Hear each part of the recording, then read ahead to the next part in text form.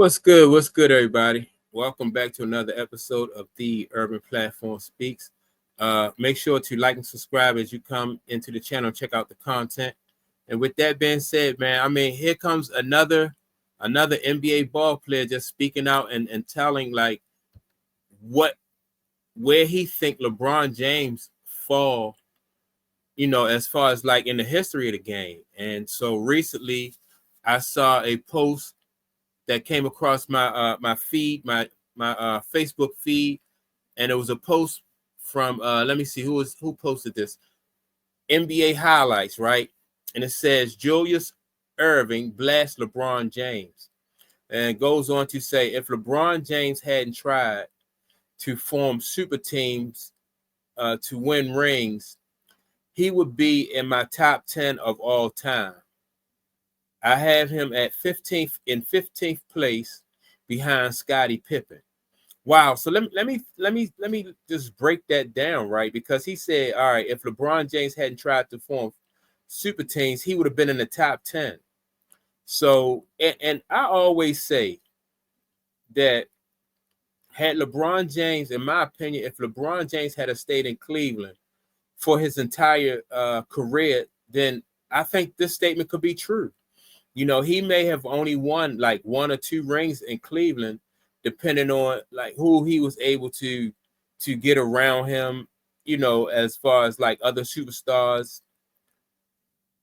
That probably would have been, that in my opinion would have elevated him to top 10, and like with the likes of people like, in my opinion, like Isaiah Thomas, Charles Barkley, those kind of guys. Maybe what's the other guy from Utah? Karl Malone. Maybe that would have. I think that. So this statement right here, in my opinion, from Julius Erving, is very accurate. I agree with this 100%. But since LeBron tried to form super teams, which basically a lot of today's NBA players, or not today's, but the old school ball players, they see those super teams that LeBron James was trying to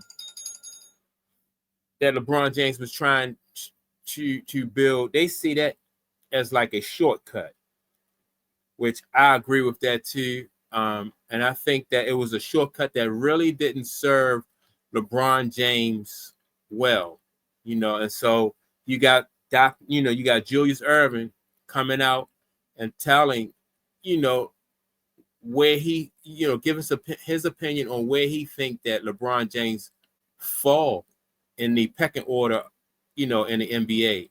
Now, Julius Erving was a great ball player himself. Let me see. I think he came out of the University of UMass.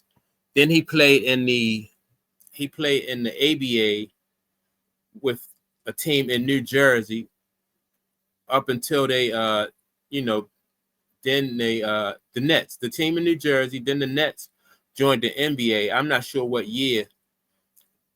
So a lot of people didn't really get to see like Dr. J in his prime. He was like towards the tail end of his prime. He still had a lot of gas in the tank. He still had a lot of good ball in him when he, when the New Jersey team, the New Jersey Nets joined the NBA, but he was only able to win one NBA championship as a ball player himself. But Julius Erving is still, in my opinion, one of the best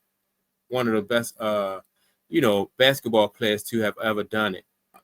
Now, a lot of people compared his style of play to like Michael Jordan. Julius Erving was like a high flying,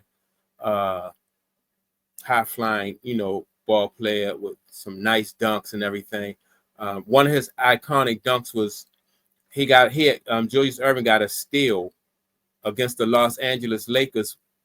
When they was playing in the championship. I'm thinking this was like 83, something like this, maybe 82, 83. And, and then he rocked the cradle.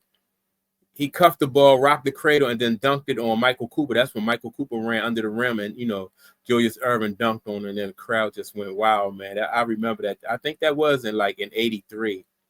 But so yeah, but I think that Julius Erving's opinion, it just falls in line with a whole lot of other old school basketball players who really don't understand like this new age basketball of trying to form super teams.